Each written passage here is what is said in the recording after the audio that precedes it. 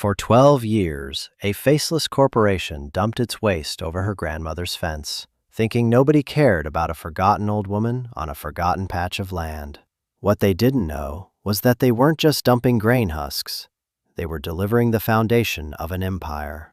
And at 18 years old, I was the one who was about to inherit it all. If this is the first time you're finding my story, I hope you'll stick around and subscribe, because this isn't just about a farm. It's about what we do with the things people throw away. The day I turned 18 was the day I ceased to be a line item in the state budget. There was no cake, no party, just a cardboard box containing 2 changes of clothes, a worn copy of a book my nonna used to read to me, and a manila envelope that felt heavier than my entire life. I sat on the edge of a vinyl chair in the administrative office of the Northgate Youth Residence, a place that had been my home for the last 6 years, ever since Nonna got sick. The air smelled of industrial cleaner and quiet desperation, a scent I was so used to, I barely noticed it anymore. Mrs. Albright, my case manager, sat across from me, her face a carefully constructed mask of professional sympathy. She'd been practicing that look for 20 years, you could tell. "So, Elara," she said, folding her hands on the faux wood desk, "you're officially an adult. Congratulations." The word felt hollow, like a stone dropped down a deep well. Adult. It meant I was now responsible for the emptiness that followed. It meant the thin, fraying safety net of the state was being rolled up and put away. She pushed the manila envelope across the desk. It slid to a stop just before my hands, which were clenched into fists on my lap. "This is from the solicitor's office, regarding your grandmother's estate." My breath caught. Estate. It was such a grand word for what I remembered. A sagging farmhouse on a patch of land nobody wanted, bordered by a rusty fence and a perpetually gray sky. Nonna had nothing. We had nothing. That's why I ended up here. "Her estate?" I asked, my voice a rough whisper. "There's nothing left." "Legally there is," Mrs. Albright said, her tone softening just a fraction. It was the tone she used when she was about to deliver bad news wrapped in procedure. "The house, the land, it's in your name now. The deed is in there, along with a key and a letter from a Mr. Davies. He was your grandmother's lawyer." I stared at the envelope.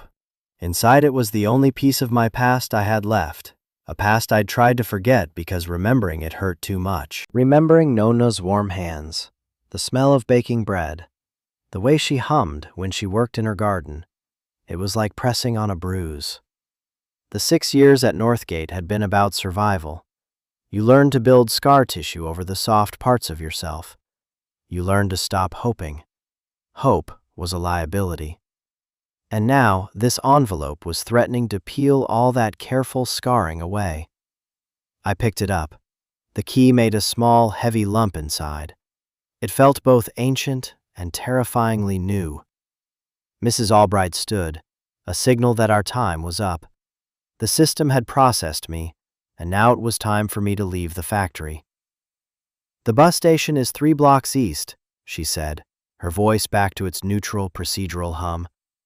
"There's a ticket for Oakhaven in the envelope. Mr. Davies is expecting you to make contact once you've arrived." She gave me a final, fleeting look.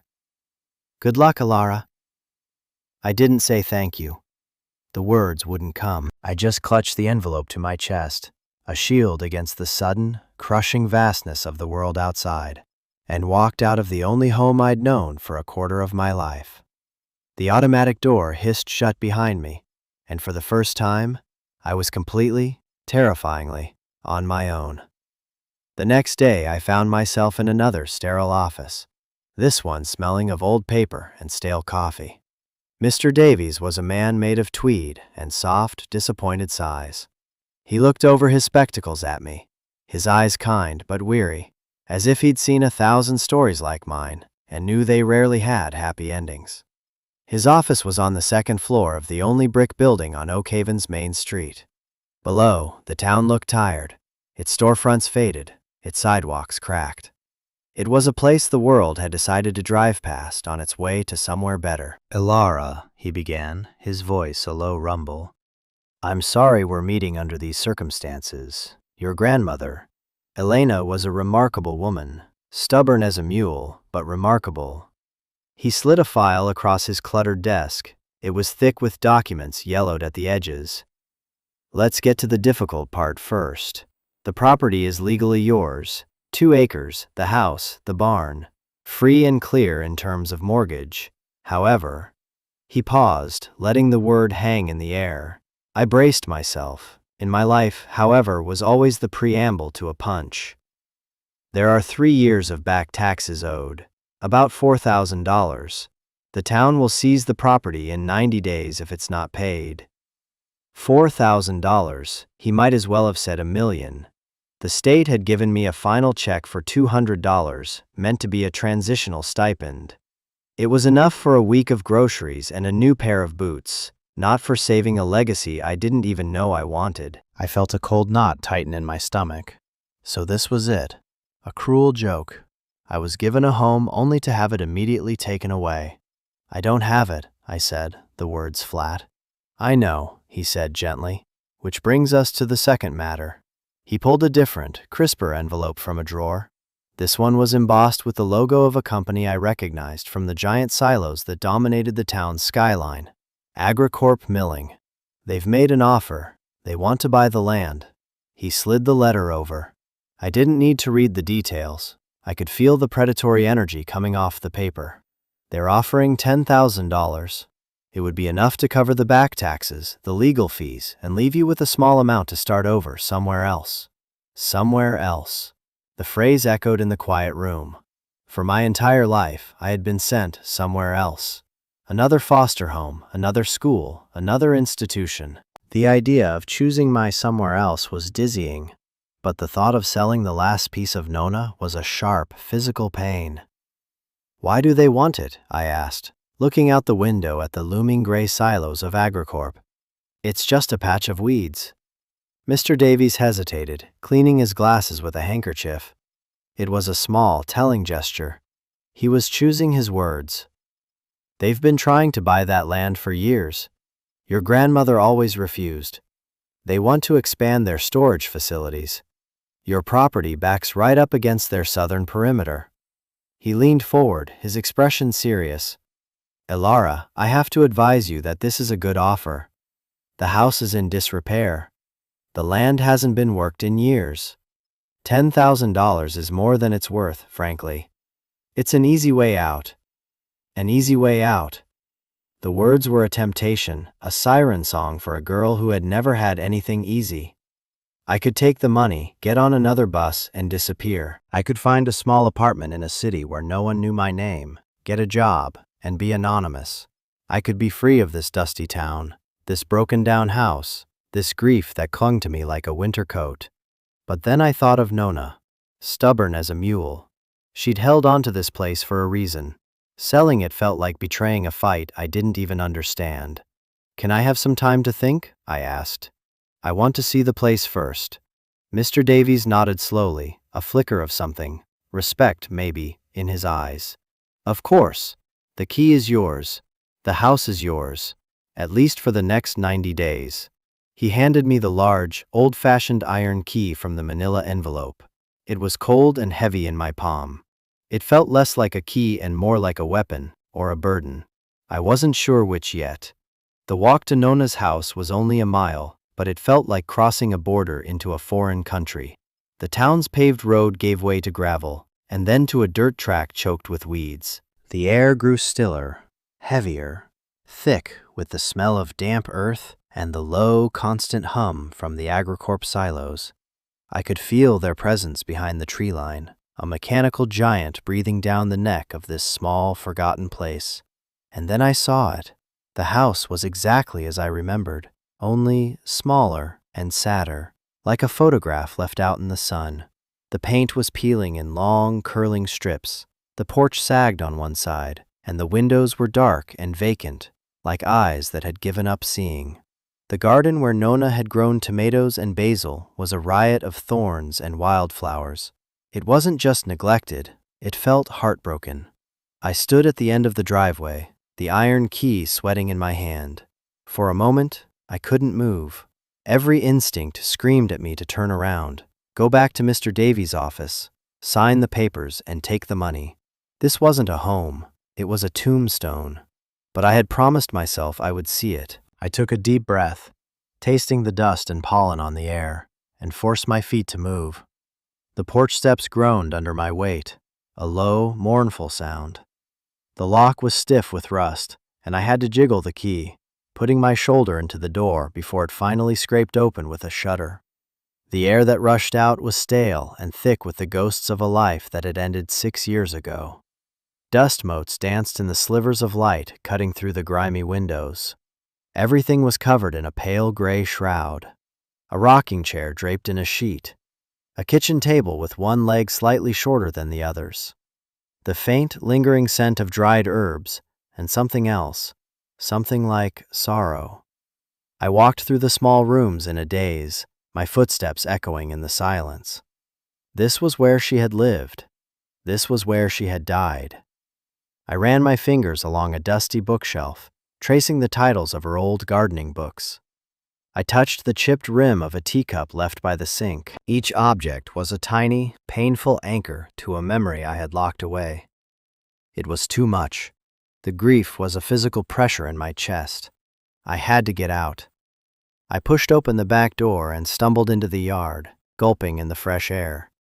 And that's when I saw it. The property was supposed to be 2 acres, a long rectangle of land that ended at a wire fence bordering the Agricorp property. But the fence wasn't the end. Beyond it, stretching almost the entire width of my land, was a mountain. It was a massive, rolling hill of dark, organic matter, at least 15 feet high in the center and sloping down on the sides.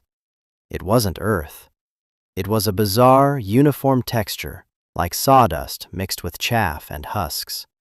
The smell was faint but distinct, a dry, slightly sweet, grain-like odor. I walked towards it, my boots sinking slightly into the overgrown grass. The fence that was supposed to mark my property line was almost completely buried at the base of this strange hill. Posts were bent, wires snapped.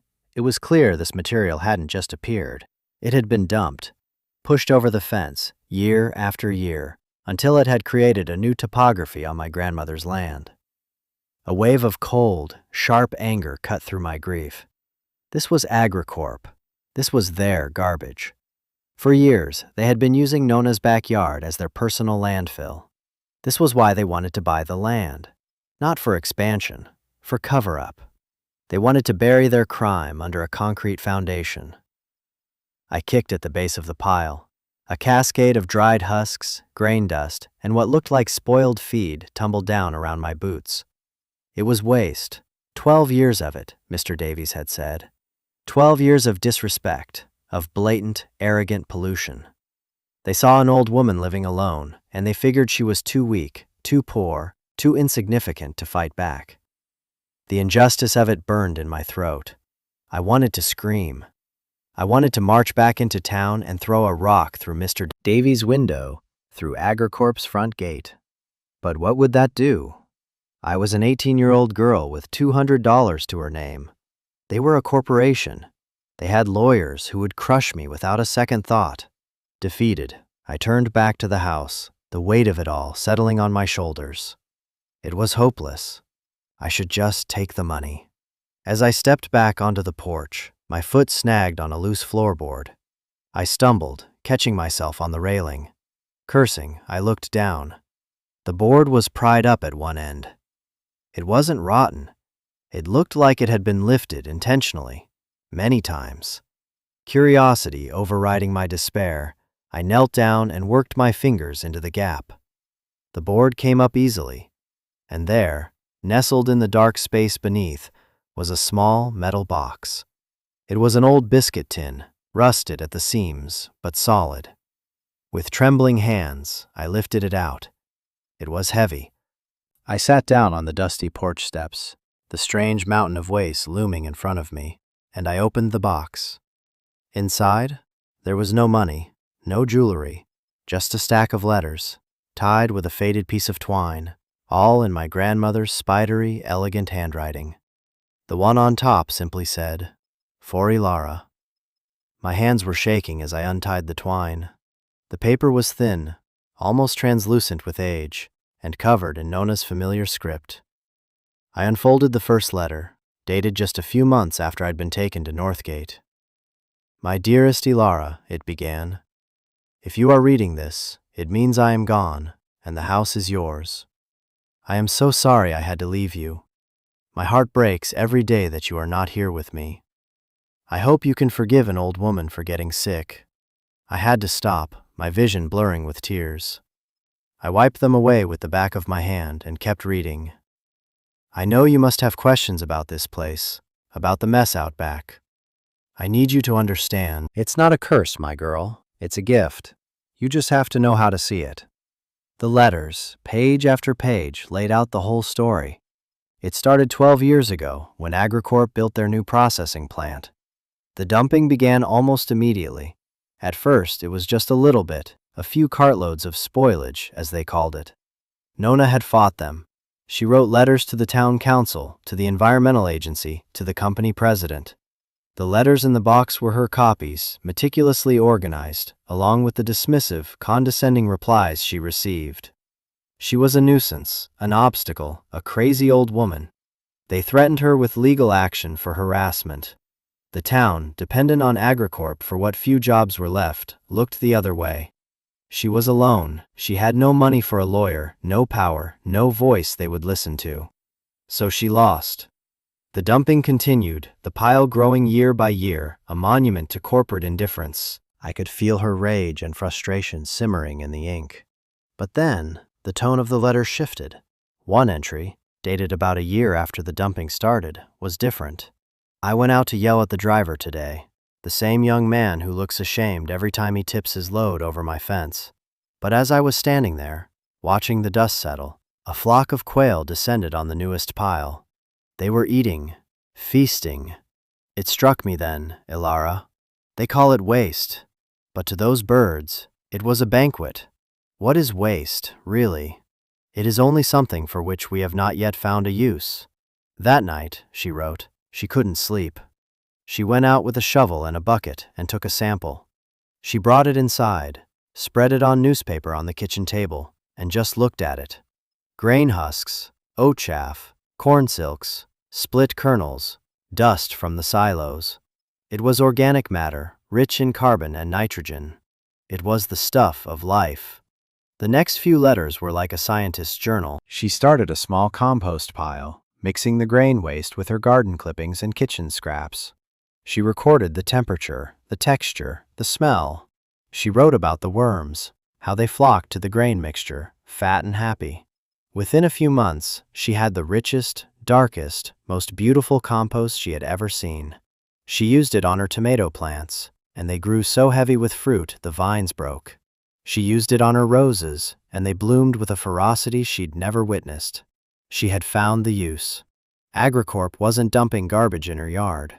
They were delivering free, high-quality organic fertilizer by the ton.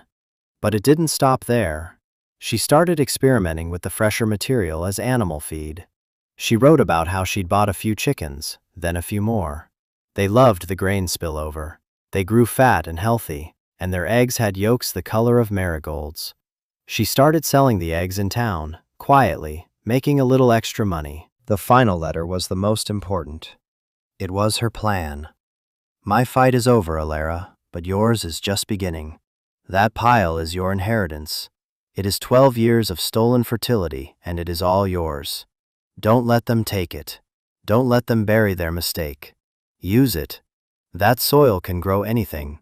Those grains can feed hundreds of animals.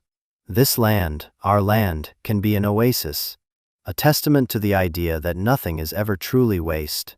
They think they beat me. They think they buried me in their garbage. But what they did, my love, was plant a seed. You are the one who will make it grow."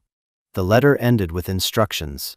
There was a hand-drawn map of the property, marking the best spot for a larger garden, where the water table was highest. There was a list of names, people in town she trusted, a man at the feed store, an old farmer down the road. And there was one final, chilling warning. Be careful. Agricorp will not want you to succeed. Their offer to buy the land is not about expansion. It is about erasing their guilt. Do not sign anything. I folded the last letter, my hand steady now. The tears were gone, replaced by a slow-burning fire in my gut. The house was no longer a tombstone. It was a headquarters. The pile of waste was no longer a monument to injustice. It was a gold mine. Nona hadn't left me a problem. She had left me a blueprint for a revolution. I spent that night in the dusty house, wrapped in a sheet on the living room floor. I didn't sleep. My mind was a whirlwind, caught between two powerful currents. One was the voice of reason, the voice of Mrs. Albright and Mr. Davies, and every rational adult I'd ever known. It whispered to me about the $10,000, an escape, a clean slate. I could be in a new city in a week, with a security deposit for an apartment and money in my pocket. I could leave Oakhaven and its ghosts behind. No back taxes, no dilapidated house, no corporate giant breathing down my neck. No risk, no failure. It was the safe path, the easy way out.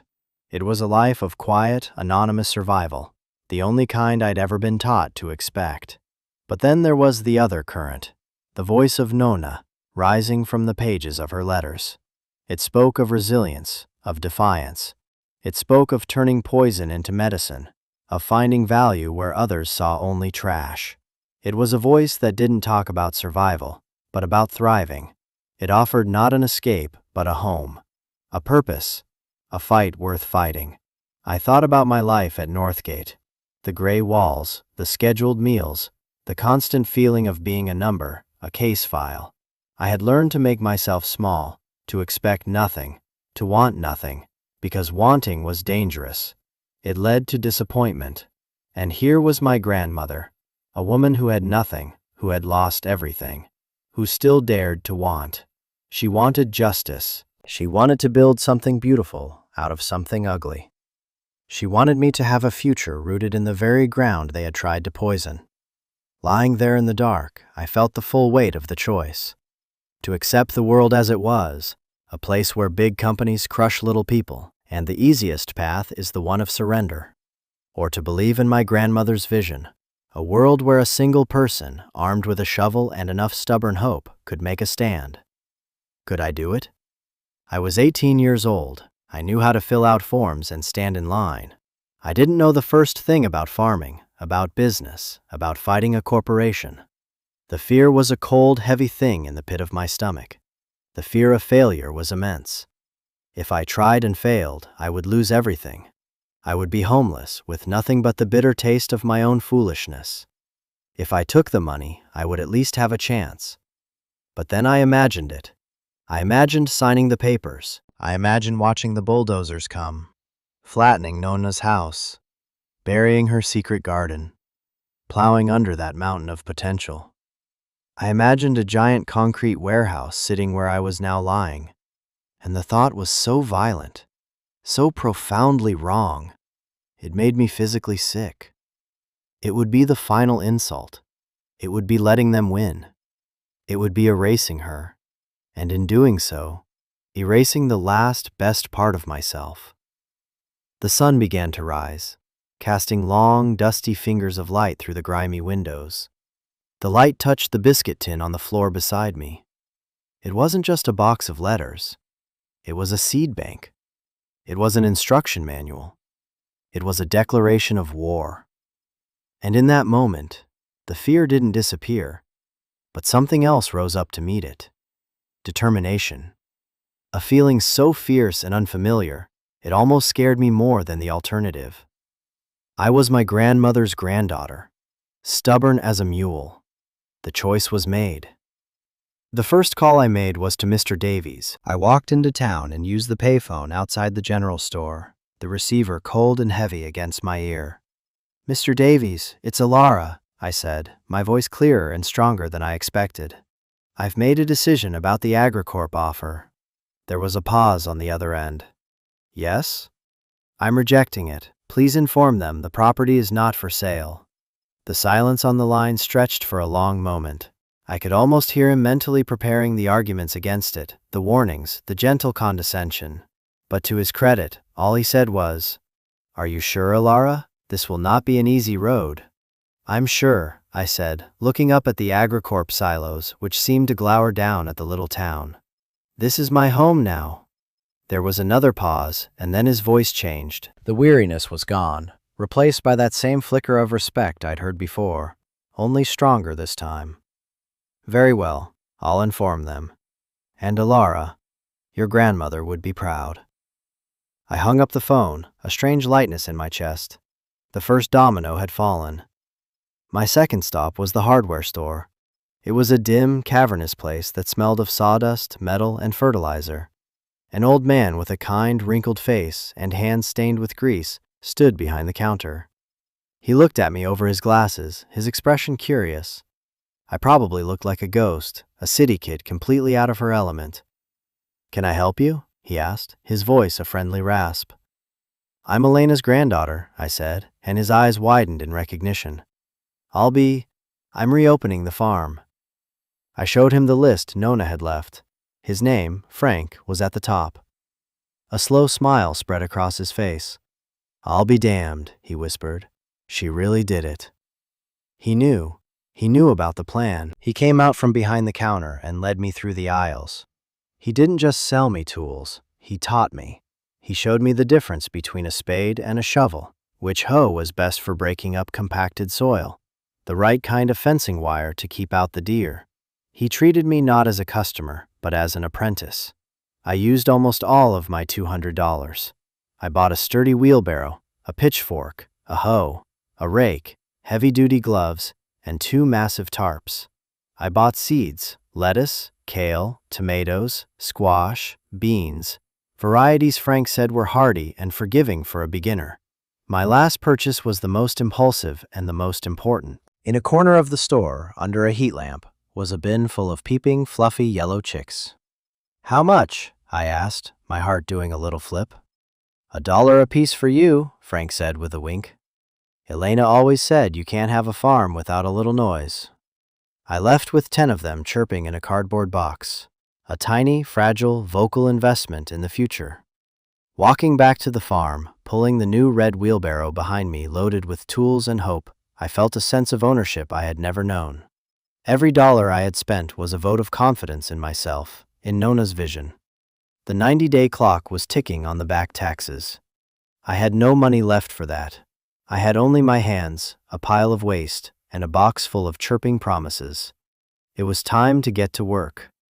The days that followed blurred into a routine of grueling, back-breaking labor. My alarm clock was the sun, and my bedtime was when my muscles screamed so loudly I couldn't move anymore. The first task was the mountain itself. I had to turn it from a static pile of waste into a dynamic system of compost. Following Nona's notes, I used the pitchfork and shovel to create massive windrows, long, tall piles that would allow air to circulate. I spent entire days just moving material, my body aching in places I didn't know I had. The grain waste was compacted at the bottom, dense and anaerobic. I had to break it up, mix it, turn it. Sweat dripped into my eyes, my hands blistered and then calloused, and every night I would fall into a deep, exhausted sleep on the floor, too tired to even dream. I set up a system with the tarps to manage moisture, covering the piles when it rained too hard, and uncovering them to bake in the sun. I learned the rhythm of decomposition, the sweet, earthy smell of good compost versus the sour stench of a pile gone wrong. While the compost cooked, I cleared a section of land for the main garden, just where Nona's map had indicated. I fought with thorny vines that seemed to fight back. I dug up stubborn rocks, and I tilled the hard, compacted earth by hand until my shoulders burned. The letters from Agricorp started arriving about a week after I rejected their offer. The first was polite, a formal renewal of their generous proposal. I threw it away. The second, a week later, was colder, mentioning their legal right to expansion and the potential for eminent domain. I used it as kindling to start a fire in the old wood stove. The third was a cease and desist letter, delivered by a courier. It was filled with legal threats, accusing me of creating a biohazard by disturbing the stabilized organic material on my property. The hypocrisy was so staggering it was almost funny. They were threatening to sue me for cleaning up their mess. I tacked that letter to the wall in the kitchen. It became my fuel. Every time my body wanted to quit, I'd look at that piece of paper and pick up my pitchfork again. My little flock of chicks grew quickly, graduating from their box in the kitchen to a small coop I patched together from scrap wood in the barn. They were my companions, their cheerful chirps and scratches a constant source of life in the quiet landscape. They were also my first employees. I let them range near the compost piles, where they feasted on worms and insects, tilling the soil with their feet and adding their own nitrogen-rich manure to the mix. They were part of Nona's system, a living, breathing component of the farm's engine. One afternoon, as I was turning one of the massive compost rows, a dusty pickup truck pulled into the driveway. An old man with a weathered face and a skeptical squint got out. He was one of the names on Nona's list, George, the farmer from down the road. He watched me work for a long time, not saying a word. Finally, he ambled over. "You're Elena's girl," he said. It wasn't a question. "I am," I said, leaning on my pitchfork, trying to catch my breath. He kicked at the base of the compost pile. "She told me about this crazy idea," he said, shaking his head. "Told me she was going to turn their poison into gold." I thought the grief had finally gotten to her. He looked from the pile to the neat rows I was preparing for planting, then to the sturdy little chicken coop. He looked at my calloused hands and the dirt smudged on my face. A slow, grudging respect dawned in his eyes. Looks like she wasn't so crazy after all. He didn't offer to help, not directly. But the next morning, I found an old, rusty but functional rototiller sitting by my barn with a full can of gas. There was no note. There didn't need to be. I had an ally. The work was still hard, but with the rototiller, I was able to prepare the entire garden plot in a single day. That evening, as the sun set, I planted my first seeds, pushing them one by one into the rich, dark soil I had made with my own 2 hands from AgriCorp's trash. It felt like a sacred act. Months passed. The 90-day deadline for the taxes loomed like a guillotine. I had no money, but I had something else: growth. The garden exploded. The compost Nona had perfected was like magic.